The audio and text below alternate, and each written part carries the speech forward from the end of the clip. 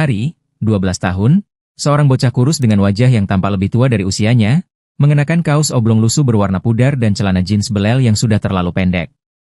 Ia menggandeng erat tangan adiknya, Lintang, 6 tahun. Lintang terlihat sangat lemah, batuk-batuk kering yang menyayat hati. Wajahnya pucat pasi, dahi berkeringat dingin, menandakan demam tinggi yang tak kunjung turun.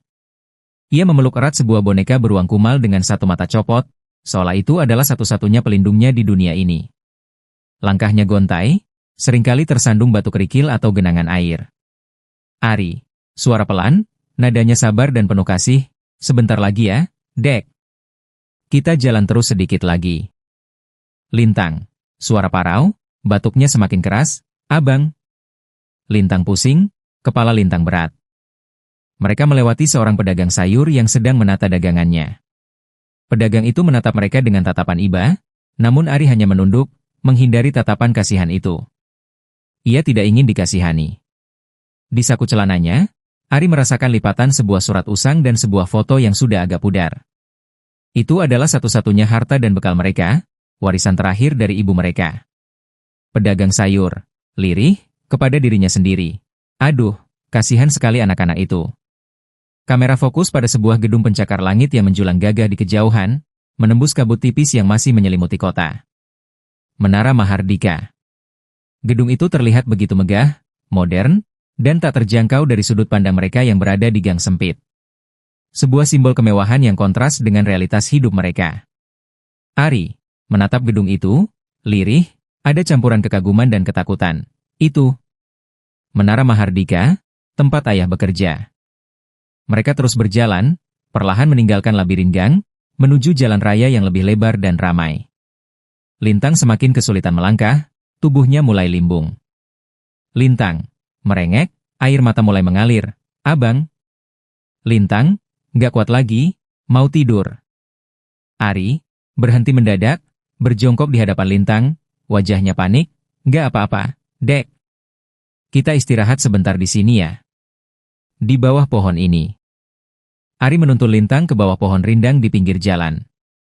Ia merogoh sakunya, mengeluarkan sepotong roti tawar yang sudah agak kering. Makan ini dulu ya, Dek. Biar ada tenaga. Biar kuat sampai ketemu ayah. Bu Siti, ibu mereka, terbaring lemah di atas kasur tipis yang beralaskan tikar usang. Wajahnya sangat pucat, bibirnya kering dan pecah-pecah. Matanya sayu, namun memancarkan cinta yang tak terbatas. Ari duduk di sampingnya, menggenggam erat tangannya yang dingin dan kurus. Lintang beringsut mendekat, memeluk boneka beruangnya, matanya memerah karena menangis. Bu Siti, suara sangat lemah, putus-putus, nyaris tak terdengar. Ari, nak, dengarkan mama baik-baik. Waktu mama, tidak banyak lagi. Ari, air mata sudah menggenang di pelupuk matanya, ia mencoba menahan isak tangis. Iya, Ma. Ari dengar. Mama jangan bicara banyak ya, mama istirahat saja. Bu Siti, menggeleng pelan, mengumpulkan sisa tenaganya. Tidak, nak. Ini penting. Di bawah bantal mama, ada amplop. Itu dari ayah kalian. Kamu harus cari dia di Menara Mahardika. Ari, bingung, air mata mulai menetes. Ayah? Tapi mama bilang ayah sudah tidak ada. Bu Siti, tersenyum getir, ada kesedihan mendalam di matanya. Iya, nak. Mama bilang begitu, karena mama ingin kamu, tidak berharap. Mama tidak ingin kamu kecewa. Tapi sekarang, kalian harus tahu, dia adalah ayah kalian. Dia, orang baik. Lintang mulai menangis lebih keras, memeluk erat tubuh ibunya yang semakin dingin. Lintang, mama jangan pergi. Mama jangan tidur. Lintang takut. Bu Siti, mengelus lembut rambut Lintang dengan sisa tenaganya. Naya sayang, jaga abang ya. Dan kamu, Ari, jaga adikmu baik-baik. Kalian adalah bintang mama. Bintang yang akan selalu bersinar. Bu Siti perlahan menutup matanya. Napasnya berhenti. Udara di ruangan itu terasa membeku, waktu seolah berhenti. Ari mengguncang lembut tubuh ibunya, memanggil-manggil namanya. Ari, Mama. Mama. Jangan tidur, Emma. Mama. Bangun, Emma. Tangis pilu Ari dan Lintang yang pecah, memenuhi ruangan yang sunyi.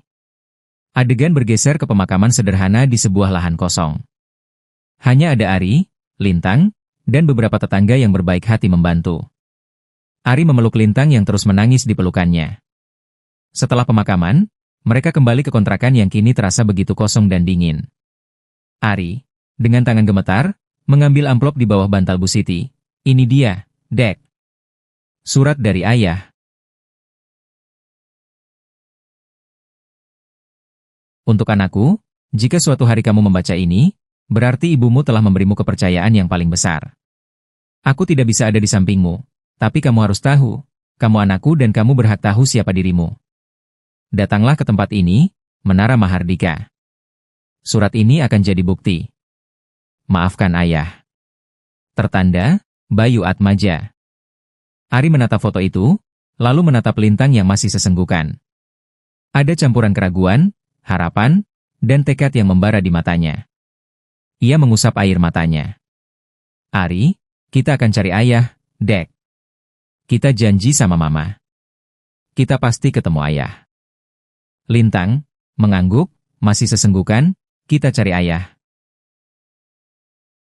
Suara lalu lintas yang bising, klakson kendaraan yang tak henti, teriakan pedagang kaki lima.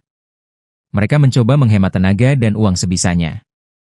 Mereka sempat mencoba menumpang bus kota, namun sopir dan kondektur menolak karena mereka tidak punya cukup uang. Kondektur, maaf, Dek. Ongkosnya kurang. Nggak bisa naik. Ari, menunduk kecewa, maaf, Pak. Akhirnya, mereka berhasil menumpang truk sayur yang kebetulan melintas ke arah kota.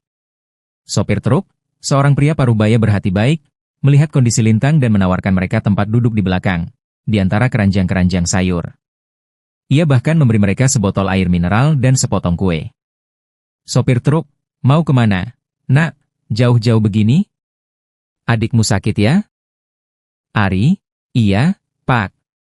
Kami mau ke pusat kota, ke Menara Mahardika. Mau cari ayah. Sopir truk, mengangguk prihatin, semoga cepat ketemu ya, Nak. Hati-hati di jalan. Mereka turun di pinggir jalan besar, tak jauh dari sebuah perempatan yang ramai dengan lampu lalu lintas. Lintang segera duduk bersandar di tiang listrik, napasnya memburu dan batuknya semakin sering. Lintang, wajah sangat pucat, bibirnya gemetar. Abang. Lintang pusing, mual lagi. Ari, panik, mengusap dahi Lintang yang sangat panas. Aduh, panas banget. Gimana ini? Ari merogoh saku, hanya ada uang receh Rp5.000 tersisa. Uang itu jelas tidak cukup untuk naik taksi atau bus. Ari melihat seorang tukang ojek yang sedang menunggu penumpang di seberang jalan. Ia menghampirinya dengan ragu. Ari, Pak, maaf. Kalau mau ke Menara Mahardika, jauh tidak ya dari sini? Tukang ojek, wah, kalau jalan kaki bisa besok sampainya, Dek. Mending naik bus atau ojek. Tapi masih lumayan jauh dari sini, kira-kira 5 kilometer lagi. Ari, menunduk lesu, suaranya hampir tak terdengar. Kami, tidak punya uang banyak, Pak. Tinggal sedikit. Tukang ojek, menghela napas, menatap Lintang dengan iba, kasihan sekali. Naik bus saja kalau begitu, Dek. Lebih murah. Mereka melanjutkan perjalanan, menyusuri trotoar yang penuh sesak oleh pejalan kaki dan pedagang kaki lima. Banyak orang yang menatap mereka dengan tatapan iba, beberapa sinis dan acuh tak acuh, ada pula yang sengaja menghindari kontak mata. Berbagai ekspresi wajah orang-orang yang mereka lewati. Setelah berjalan hampir 1 jam, mereka menemukan bangku kosong di taman kota yang kecil, beristirahat sejenak. Ari mengeluarkan sisa roti tawar kering dan membaginya dengan Lintang. Ari, makan ya, Dek. Sedikit saja, biar kuat. Lintang, makan dengan lemas, air mata menetes. Enak, Bang. Terima kasih. Seorang ibu tua penjual air minum keliling dengan gerobak dorong menghampiri mereka. Ia melihat kondisi Lintang yang memprihatinkan dan menawarkan sebotol air gratis serta sepotong pisang rebus. Ibu tua, kasihan sekali nak, sakit ya adiknya? Ini, minum dulu. Dan ini, makan sedikit pisang, biar ada tenaga. Ari, terima kasih banyak, Bu. Baik sekali Ibu. Ari menunjukkan foto ayahnya kepada ibu tua itu. Bu, apa Ibu kenal pria ini? Namanya Pak Bayu Atmaja. Dia bekerja di Menara Mahardika. Ibu tua, melihat foto, matanya membesar. Oh, ini Pak Bayu. Ya ampun. Dulu sering sekali muncul di TV. Orang kaya raya itu, pemilik perusahaan besar. Tapi sudah lama tidak kelihatan, Nak. Katanya sakit parah, atau bahkan ada yang bilang sudah menghilang entah kemana. Ada masalah di kantornya dulu. Hati Ari mencelos mendengar kata menghilang. Kekhawatiran dan ketakutan mulai merayapi benaknya. Tapi ia tidak punya pilihan lain. Mereka harus sampai di Menara Mahardika. Lintang mulai terhuyung lagi, tubuhnya semakin lemah. Lintang, merengek, abang, mata Lintang berkunang-kunang, mau jatuh. Ari, panik, menopang tubuh Lintang yang limbung, wajahnya memucat, ya Allah, Dek. Jangan tidur di sini, Dek. Kita harus jalan lagi. Seorang pria tua berpakaian lusuh, dengan wajah ramah namun terlihat lelah, menghampiri mereka. Ia adalah Pak Tejo, seorang petugas kebersihan di Menara Mahardika yang sedang istirahat makan siang. Ia melihat kondisi Lintang dan surat yang terjatuh dari saku Ari saat menopang Lintang. Pak Tejo, ada apa, Nak? Adikmu sakit parah sepertinya. Mau dibawa kemana? Ari, mengangguk cepat, putus asa. Iya, Pak. Kami mau ke Menara Mahardika, cari ayah kami. Tapi kami tidak punya uang, dan adik saya makin parah. Pak Tejo, memungut surat, matanya menelisik tulisan tangan di sana. Ini, tulisan Pak Bayu Atmaja.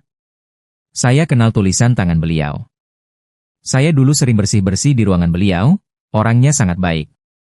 Ari, mata berbinar, setitik harapan muncul, Bapak. Bapak kenal ayah kami? Bapak bisa bantu kami?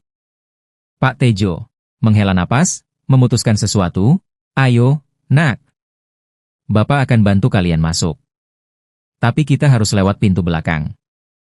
Jalannya agak jauh memutar.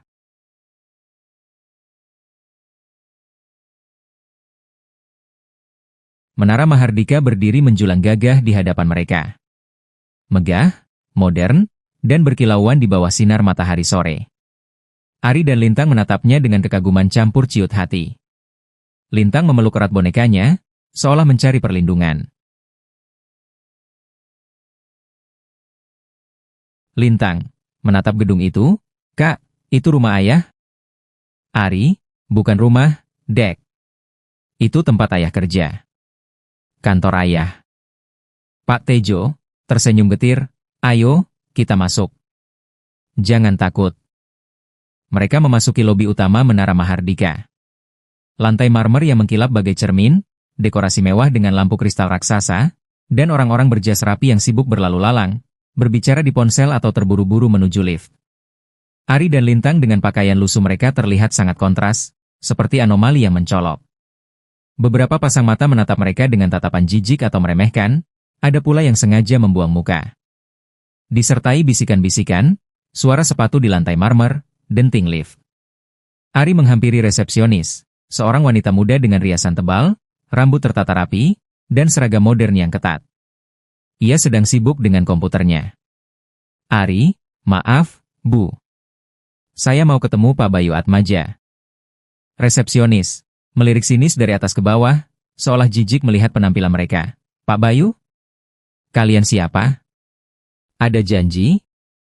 Ari, menarik napas dalam, mencoba memberanikan diri, kami anaknya. Saya Ari, dan ini adik saya, Lintang. Resepsionis itu tertawa kecil, seperti meremehkan. Suara tawanya diikuti oleh beberapa karyawan yang mendengar percakapan itu. Tawa mereka terdengar seperti sambaran petir di telinga Ari, menusuk hatinya. Karyawan satu, berbisik pada temannya, tapi cukup keras terdengar. Anaknya? Kamu tahu Pak Bayu itu siapa? Dia CEO di sini. Mana mungkin anaknya datang kayak pengemis begitu? Pasti mau minta-minta. Karyawan 2, mengeluarkan ponsel, mulai merekam. Wah, drama nih. Menarik. Jadi bahan gosip sore. Disertai suara tawa mengejek yang semakin keras, bisikan-bisikan sinis yang menyakitkan. Seorang satpam bertubuh besar dengan seragam rapi menghampiri mereka dengan wajah dingin dan tanpa ekspresi. Satpam, ada keributan apa ini? Kalian mau mengganggu ketertiban kantor? Keluar sekarang juga.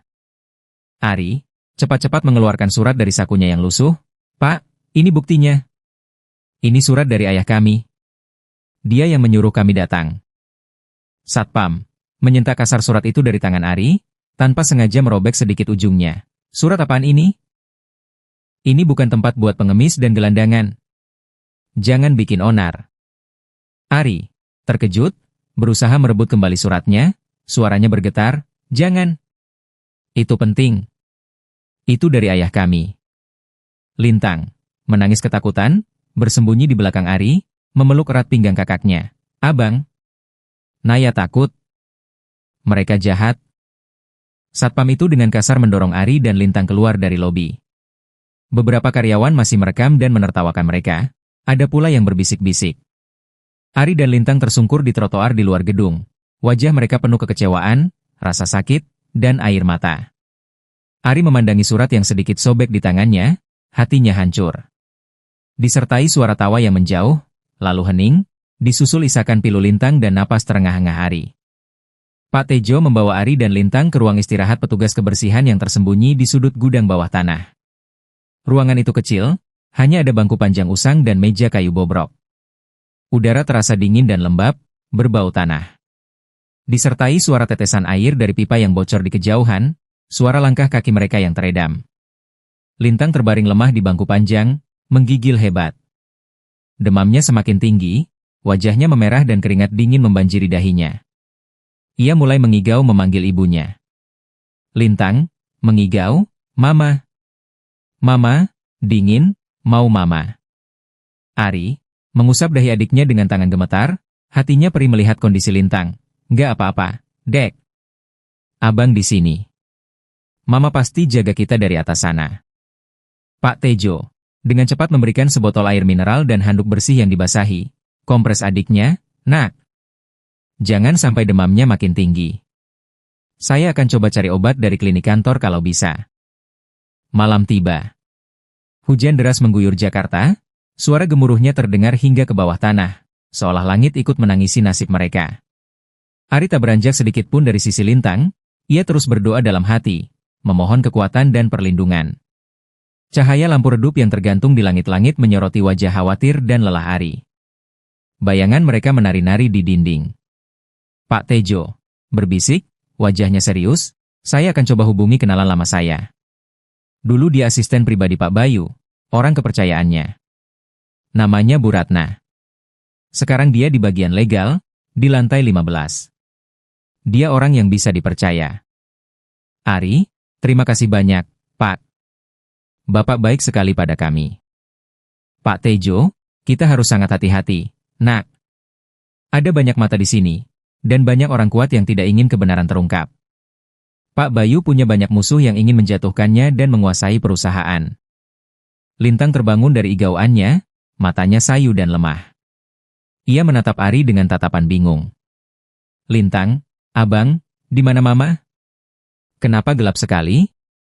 Ari, tersenyum getir, memeluk adiknya, Mama lagi jaga kita dari langit, Naya. Sekarang Abang yang jaga Naya. Abang tidak akan membiarkan siapapun menyakiti Naya. Pagi hari, Lintang sedikit membaik, demamnya mulai turun meskipun masih lemas. Pak Tejo membawa sebungkus nasi dan teh hangat yang ia dapatkan dari dapur karyawan. Pak Tejo, Bu Ratna sudah saya kontak. Dia terkejut sekali mendengar cerita kalian dan setuju membantu.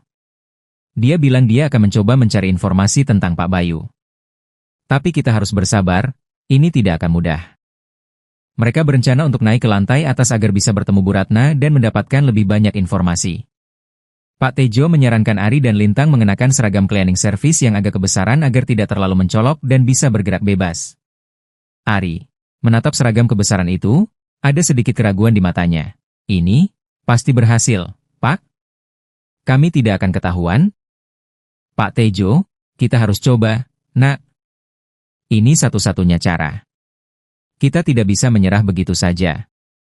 Mereka naik menggunakan lift service, yang jarang digunakan oleh para eksekutif dan lebih sering dipakai untuk mengangkut barang. Di lantai 15, Pak Tejo memandu mereka menyusuri koridor sepi menuju ruangan Bu Ratna. Disertai koridor sepi di lantai 15, lampu redup. Ari dan Lintang berjalan hati-hati, merasa canggung dalam seragam kebesaran mereka. Adegan 7, konspirasi terkuak, durasi, 8 menit. Ruangan Bu Ratna. Sederhana, dipenuhi berkas-berkas yang menumpuk di meja dan rak.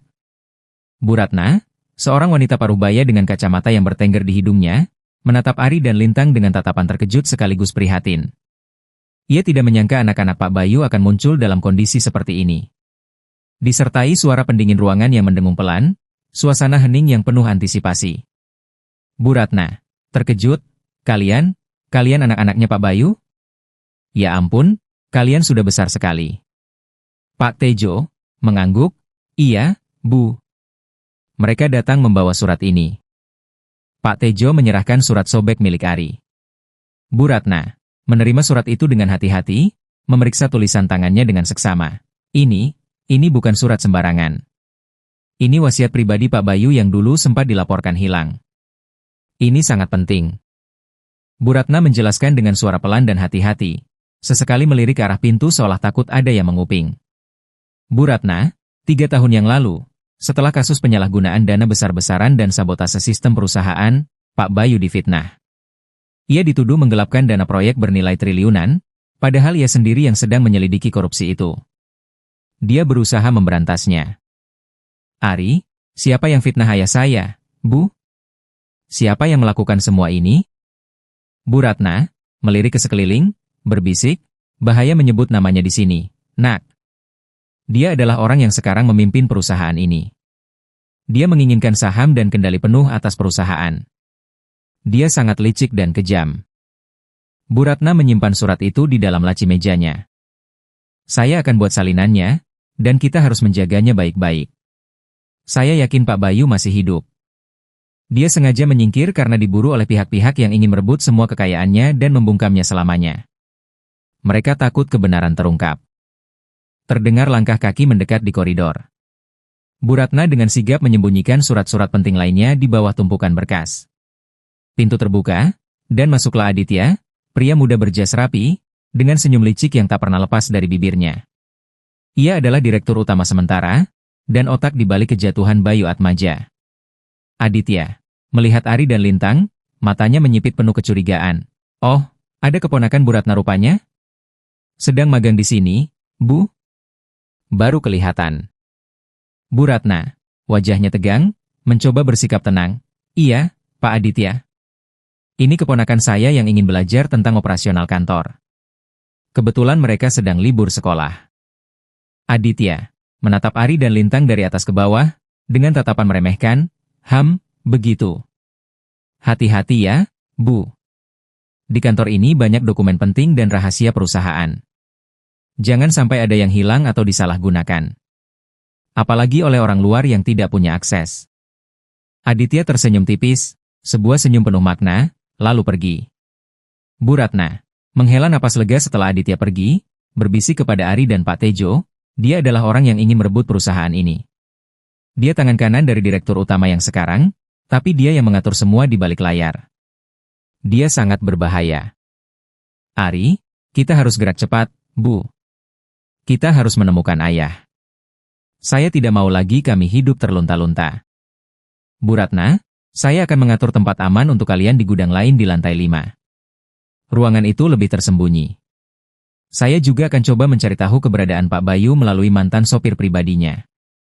Dia mungkin tahu sesuatu. Sore itu, mereka pindah ke gudang kosong di lantai 5. Ruangan itu lebih besar, meskipun masih berdebu dan agak pengap. Setidaknya, mereka merasa sedikit lebih aman dari pengawasan. Ari terus merawat Lintang yang mulai pulih perlahan. Pagi hari di gudang lantai 5. Pak Tejo membawa sarapan dan minuman hangat untuk Ari dan Lintang. Mereka duduk berdiskusi, wajah mereka serius. Disertai suara kunyahan sarapan yang pelan, bisikan-bisikan perencanaan.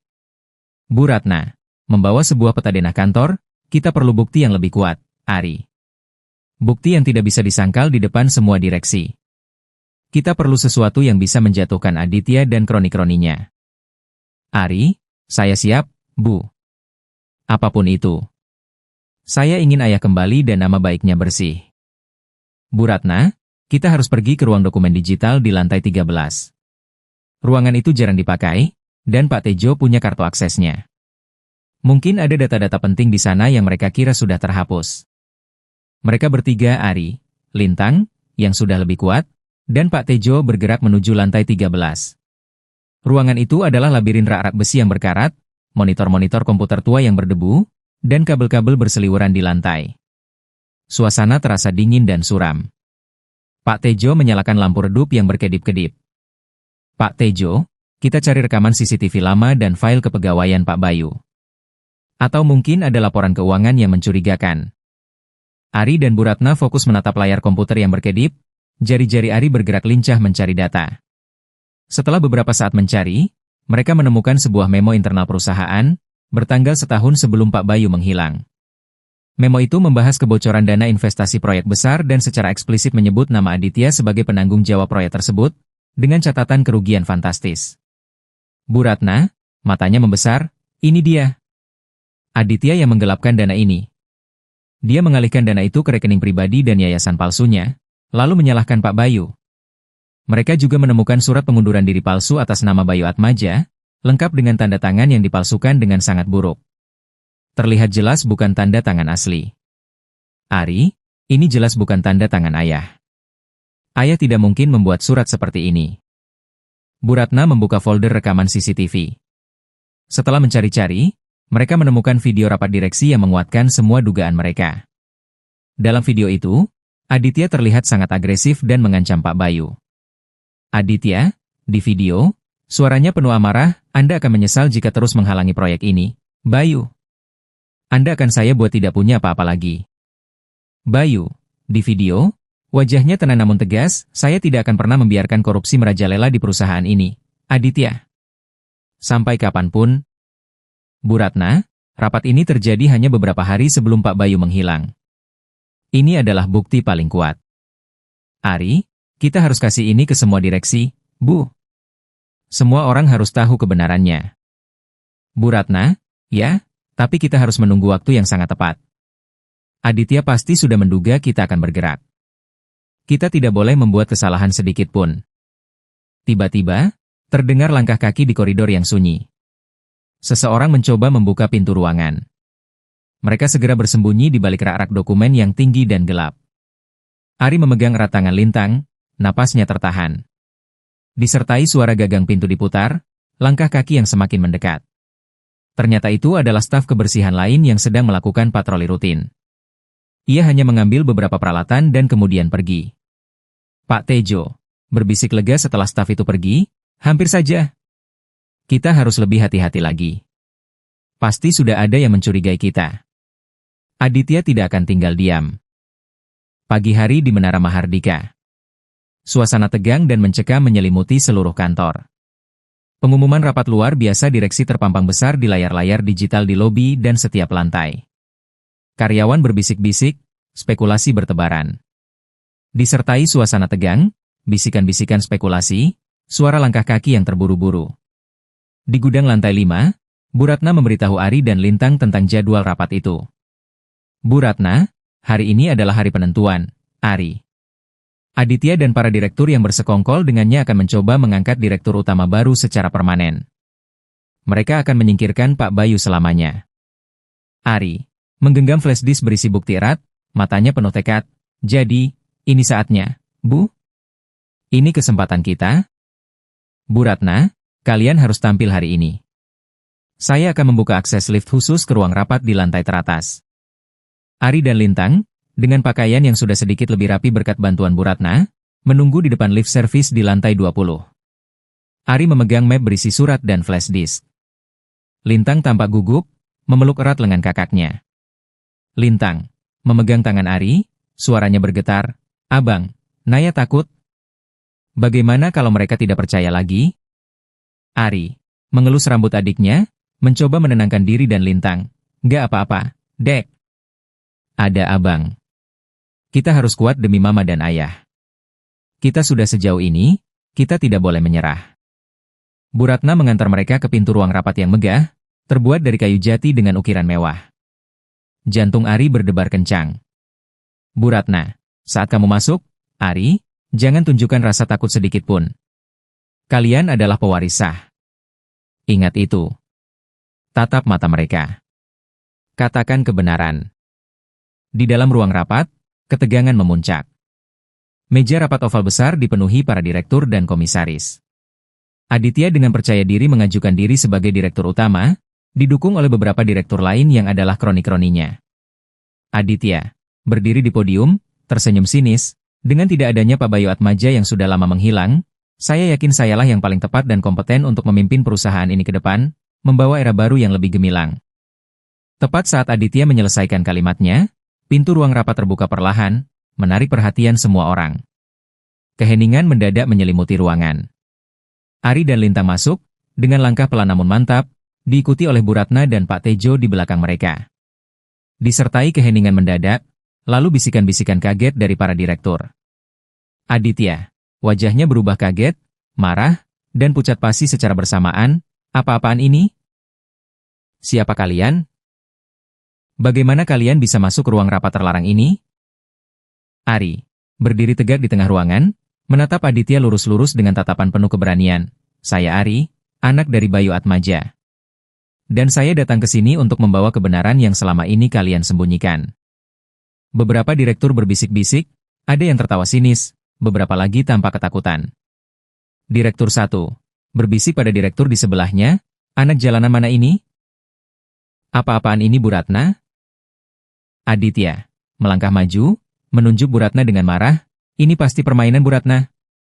Anda ingin mengganggu rapat kami dengan sandiwara murahan ini? Ari, mengangkat surat yang sudah agak sobek dan menyerahkan flash disk berisi rekaman CCTV kepada Pak Anwar, anggota komisaris senior yang terkenal jujur dan berintegritas. Pak, mohon periksa ini. Ini surat asli dari ayah saya, dan ini adalah bukti rekaman kejahatan yang selama ini terjadi di perusahaan ini. Pak Anwar, seorang pria tua bijaksana, mengambil surat dan flash disk itu. Ia memasukkan flash disk ke laptopnya yang terhubung ke layar proyektor besar. Rekaman CCTV rapat direksi diputar. Suasana ruangan berubah drastis. Wajah-wajah direktur yang tadi sinis atau meremehkan kini pucat pasi, menahan napas. Aditya terlihat panik, mencoba menghentikan rekaman itu, namun Pak Anwar menghalangi. Aditya, berteriak, suaranya pecah, ini fitnah. Ini semua rekayasa. Rekaman palsu. Pak Anwar, mengabaikan Aditya, memeriksa surat di tangannya, diam, Aditya. Ini memang tanda tangan asli Pak Bayu. Dan rekaman ini, sangat jelas, tidak bisa disangkal. Kita lihat saja sampai selesai. Adegan video berhenti pada saat Aditya mengancam Pak Bayu. Sebuah keheningan menyelimuti ruangan. Satpam yang telah berjaga di pintu, diperintahkan oleh Pak Anwar untuk mengamankan Aditya dan beberapa direktur yang jelas-jelas terlibat. Rapat ditunda mendadak untuk penyelidikan lebih lanjut. Aditya diseret keluar, wajahnya penuh amarah dan ketakutan yang bercampur aduk. Beberapa direktur lain terlihat gemetar dan mencoba menutupi wajah. Di ruang rapat yang kini lebih sepi, Ari menjelaskan kisahnya. Bagaimana ibunya memberikan surat itu sebelum wafat, dan bagaimana mereka berusaha mencari kebenaran, menghadapi berbagai rintangan di jalan. Disertai suara Ari yang bergetar namun jelas dan penuh keyakinan. Lintang, berdiri di samping Ari, dengan polosnya menunjuk ke arah direktur yang tadi mengejek mereka, kalian semua jahat sama abang.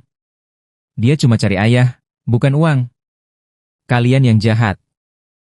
Disertai ekspresi direktur-direktur yang mendengarkan.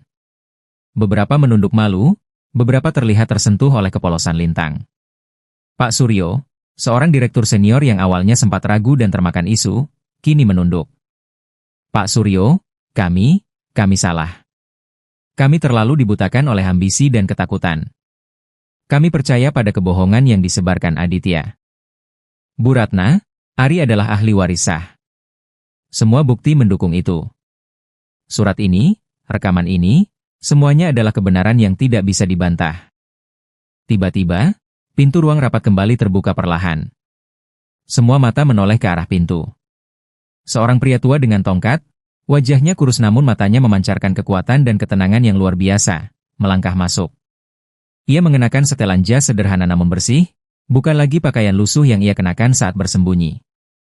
Disertai keheningan mutlak, suara langkah kaki yang berat namun mantap.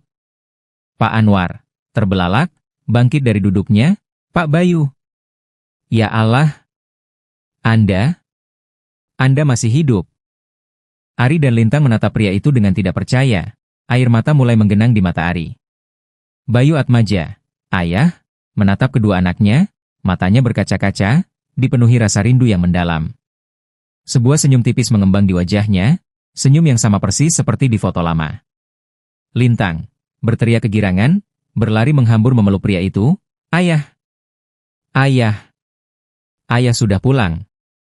Bayu, berlutut, memeluk Lintang erat-erat, mencium puncak kepalanya. Ya, nak. Ayah pulang. Ayah pulang untuk kalian. Ari, melangkah perlahan, tubuhnya gemetar. Air mata tumpah membasahi pipinya. Ia maju dan memeluk ayahnya erat-erat, pelukan yang ia rindukan seumur hidupnya. Ayah.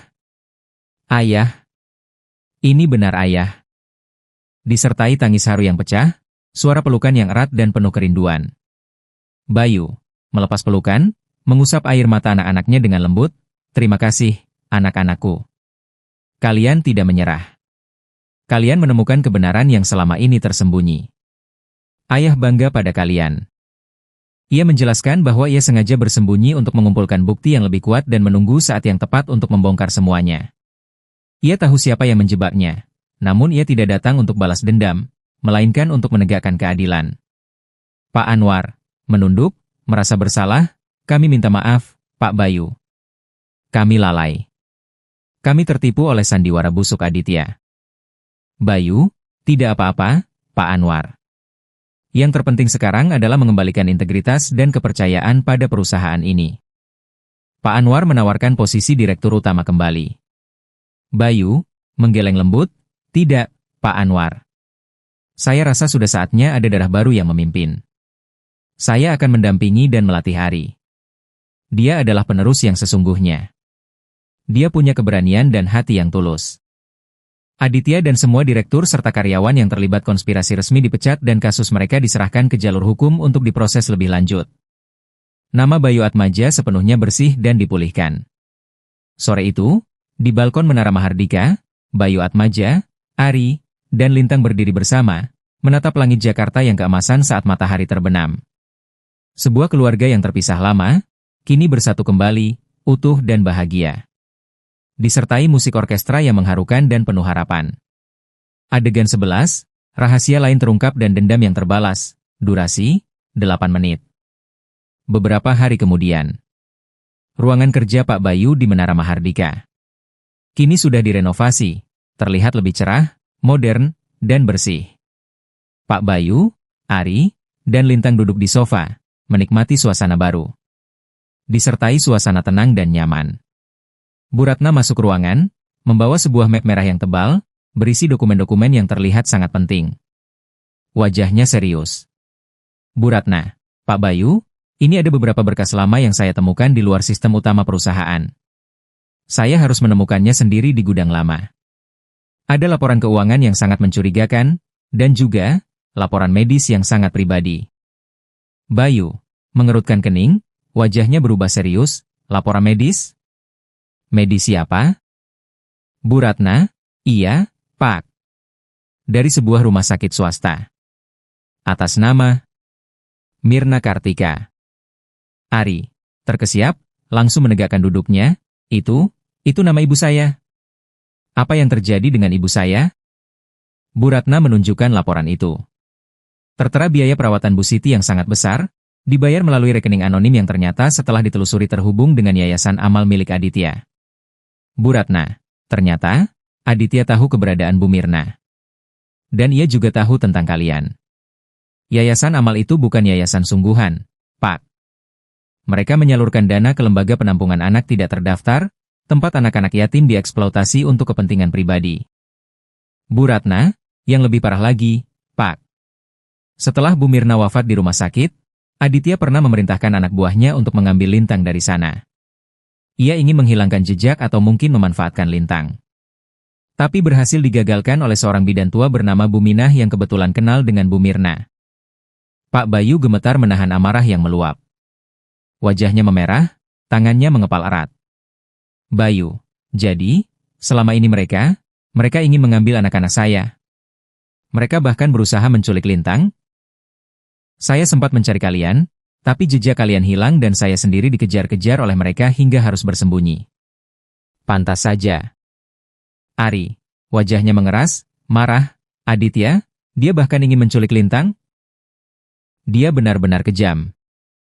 Bayu, dengan suara bergetar menahan amarah, Aditya harus dihukum seberat-beratnya. Tidak hanya atas kejahatan korupsi di perusahaan, tapi juga kejahatan kemanusiaan ini.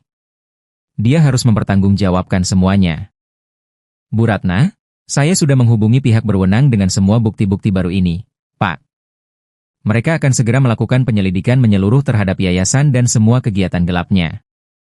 Adegan berpindah ke sebuah rumah sederhana di pinggir kota, yang dulu adalah kontrakan kecil Ari dan Lintang. Pohon mangga yang tinggi dan rindang masih berdiri tegak di halaman. Disertai suara burung berkicau, suasana pedesaan yang damai. Pak Bayu, Ari, dan Lintang mengunjungi rumah lama mereka. Lintang berlari menuju pohon mangga itu, seolah ia bisa merasakan kenangan indah di sana. Lintang, abang, pohon mangga kita masih di sini. Mama suka duduk di sini. Bayu, berlutut di depan rumah usang itu, memeluk kedua anaknya erat-erat, air mata mengalir di pipinya. Maafkan ayah, nak. Maafkan ayah tidak datang lebih cepat. Maafkan ayah tidak bisa menjaga kalian dan mama. Ari, memeluk ayahnya, suaranya parau, tidak apa-apa, ayah. Yang penting sekarang kita bersama. Mama pasti senang melihat kita. Mereka berdoa di depan rumah. Tiba-tiba, seorang wanita tua, Bu Minah, keluar dari rumah sebelah. Ia terlihat kaget dan kemudian menangis haru saat melihat Pak Bayu. Bu Minah, ya Allah, Pak Bayu. Akhirnya Anda kembali. Saya sering melihat anak-anak ini sendirian setelah ibu mereka wafat. Saya sudah menjaga mereka semampu saya, memastikan Lintang tidak dibawa oleh orang-orang jahat itu. Bayu, berdiri, memeluk Bu Minah dengan erat. Bu Minah, terima kasih banyak, Bu. Anda adalah pahlawan bagi anak-anak saya. Terima kasih sudah melindungi mereka. Saya tidak akan pernah melupakan kebaikan Ibu. Langit Jakarta terlihat mendung, namun ada secercah cahaya matahari yang menembus awan tebal, menciptakan pemandangan yang dramatis. Berita kembalinya Bayu Atmaja menyebar luas di seluruh media, menjadi berita utama di surat kabar, televisi, dan portal berita online. Disertai suara berita di TV, sorak-sorai di kantor, alunan musik yang megah. Di Menara Mahardika, semua karyawan berkumpul di aula utama untuk rapat umum luar biasa yang diumumkan mendadak. Suasana tegang, namun juga dipenuhi rasa penasaran dan harapan akan perubahan. Disertai bisikan-bisikan, suasana yang antisipatif, lampu sorot yang mulai menyala. Ari mengenakan kemeja putih yang bersih dan rapi, dipadukan dengan celana kain hitam.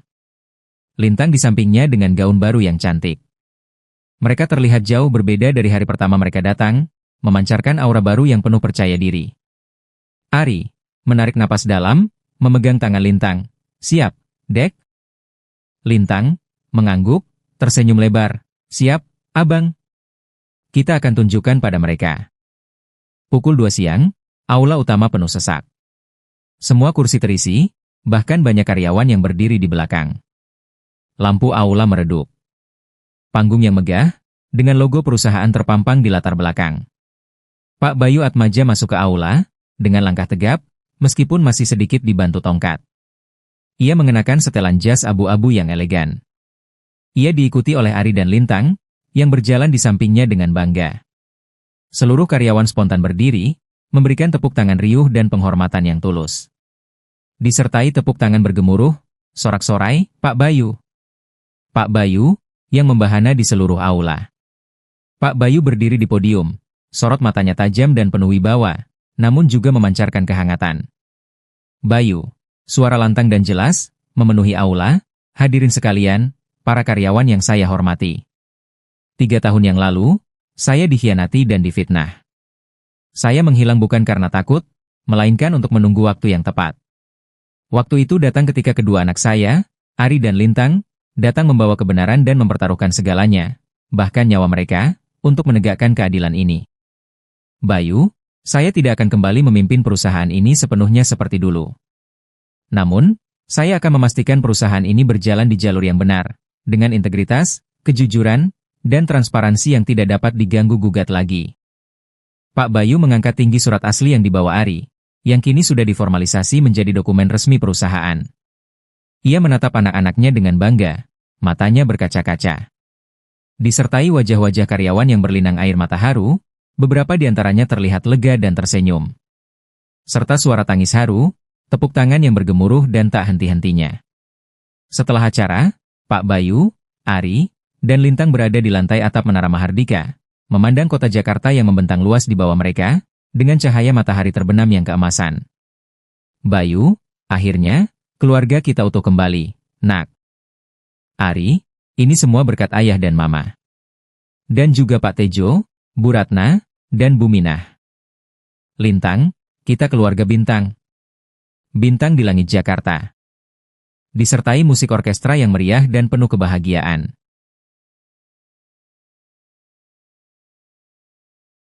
Esok hari. Ruangan kerja Pak Bayu. Suasana tenang namun serius. Ari duduk di hadapan ayahnya.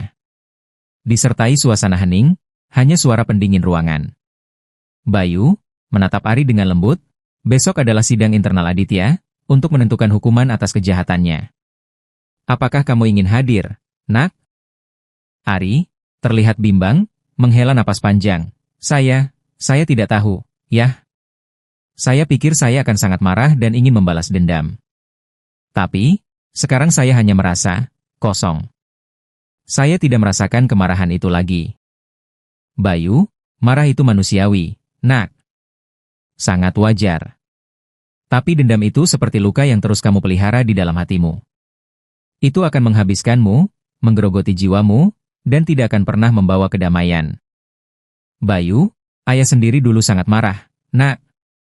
Sangat ingin membalas semua yang Aditya lakukan. Tapi ayah sadar, dendam hanya akan membuat ayah kehilangan kesempatan untuk membangun kembali hidup kita. Dan ayah tidak mau itu. Jika kamu bisa memaafkan, kamu jauh lebih kuat dan lebih besar jiwanya daripada orang yang menyimpan dendam.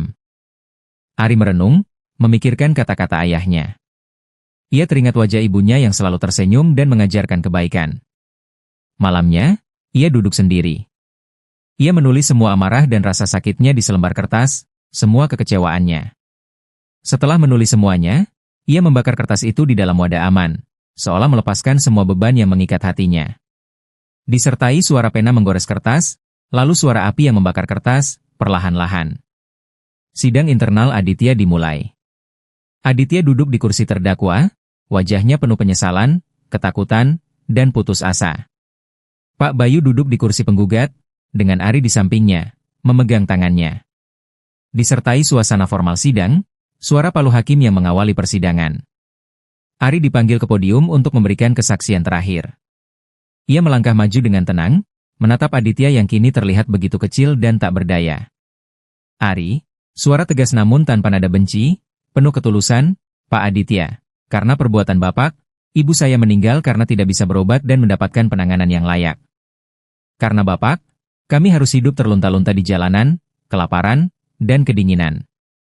Saya bisa saja menyimpan amarah dan dendam yang besar kepada Bapak. Ari, tapi saya tidak akan melakukan itu. Saya tidak akan membiarkan hati saya dipenuhi kebencian. Saya ingin menjadi seperti ibu saya yang selalu mengajarkan bahwa memaafkan itu membuat hati damai dan melepaskan beban. Saya ingin memutus rantai kebencian ini, hari ini, di sini. Disertai tepuk tangan bergemuruh dari para hadirin, termasuk para karyawan dan direksi yang hadir. Sidang ditutup dengan keputusan bahwa Aditya akan diproses hukum sesuai dengan undang-undang yang berlaku, atas semua kejahatan yang telah ia lakukan, baik di perusahaan maupun kejahatan kemanusiaan. Malamnya, Ari dan Lintang tidur nyenyak di balkon apartemen ayah mereka, diselimuti selimut hangat. Pak Bayu menatap mereka dengan penuh kasih dan senyum lega. Adegan 14, Harapan Baru dan Warisan. Durasi, 4 menit. Beberapa waktu kemudian. Kantor Menara Mahardika kini berdenyut dengan energi baru. Tidak ada lagi ketegangan, hanya semangat kerja yang positif. Senyum kembali merekah di wajah para karyawan. Ari dan Lintang, dengan kehadiran mereka, menjadi simbol harapan baru bagi seluruh perusahaan. Disertai suasana kantor yang hidup dan positif, suara tawa dan obrolan. Ari mulai belajar dari bawah, dari departemen paling dasar, sesuai keinginannya. Ia ingin memahami setiap aspek perusahaan. Pak Bayu bangga melihat tekad dan kerendahan hati anaknya. Bayu, ayah bangga padamu, nak. Kamu sudah punya bekal yang paling penting, integritas, hati nurani, dan kemauan untuk belajar. Pak Bayu memberikan sebuah amplop tersegel kepada Ari.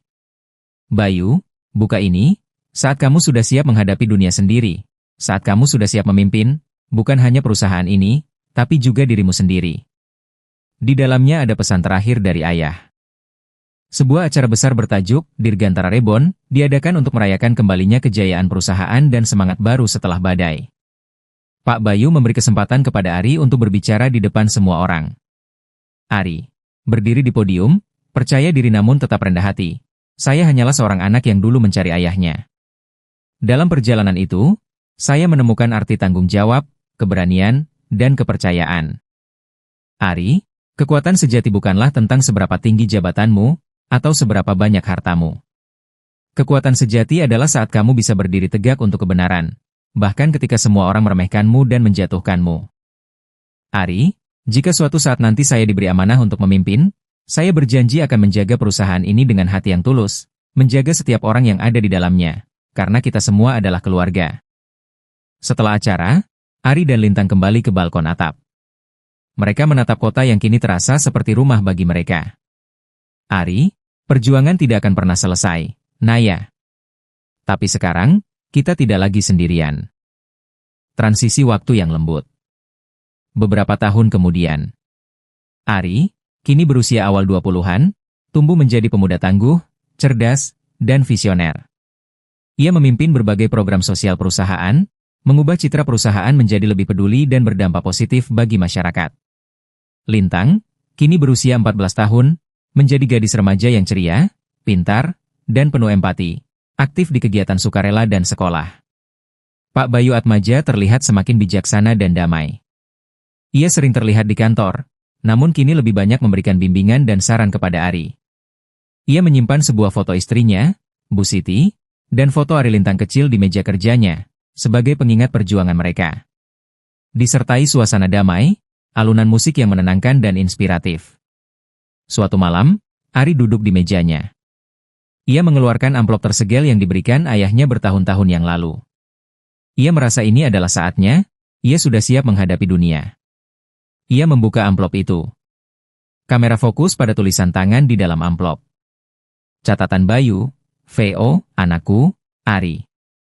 Kamu bukan hanya pewaris namaku, kamu adalah pewaris impian ibumu. Ingatlah selalu, nak, jaga adikmu dengan sepenuh hati, dan jaga hatimu agar selalu bersih dan penuh cinta. Jika dunia terasa berat dan kamu merasa lelah, lihatlah langit malam. Akan selalu ada satu bintang yang menyala terang, bahkan di tengah badai tergelap. Itu adalah cinta kita, yang tidak akan pernah padam. Teruslah bersinar, anakku. Air mata Ari menetes, bukan air mata kesedihan, melainkan keharuan dan rasa syukur yang mendalam. Ia memejamkan mata, membayangkan senyum lembut ibunya dan pelukan hangat ayahnya. Mereka telah melewati begitu banyak hal, dan kini, mereka ada di sini, bersama. Kamera perlahan menjauh dari Ari, menyorot langit malam Jakarta yang dipenuhi bintang-bintang yang berkelip. Kisah Ari dan Lintang adalah bukti nyata bahwa harapan akan selalu tumbuh, bahkan dari reruntuhan dan puing-puing kepedihan. Keberanian dua anak kecil ini, jauh lebih besar daripada gedung pencakar langit manapun yang menjulang tinggi. Mereka membuktikan, harga diri sejati tidak datang dari kemewahan, tetapi dari pilihan-pilihan kecil yang kita ambil saat hidup menekan kita. Ari memilih untuk melindungi adiknya, berdiri untuk kebenaran ibunya, dan pada akhirnya, memilih untuk memaafkan. Ia memilih cinta di atas kebencian. Seorang ayah, yang dulunya adalah simbol masa lalu dan luka yang tersembunyi, kini menjadi jawaban dan pondasi baru bagi masa depan. Dan dua bintang kecil, Ari dan Lintang, yang kini bersinar terang, berhasil membawa kembali cahaya, integritas, dan kebahagiaan ke sebuah keluarga dan sebuah perusahaan yang hampir hancur. Cerita ini adalah fiksi, namun kami berharap dapat menyentuh hati Anda, dan mengingatkan kita semua akan kekuatan cinta, ketulusan, keberanian, dan pentingnya sebuah keluarga. Terima kasih telah mengikuti perjalanan Bintang di Langit Jakarta.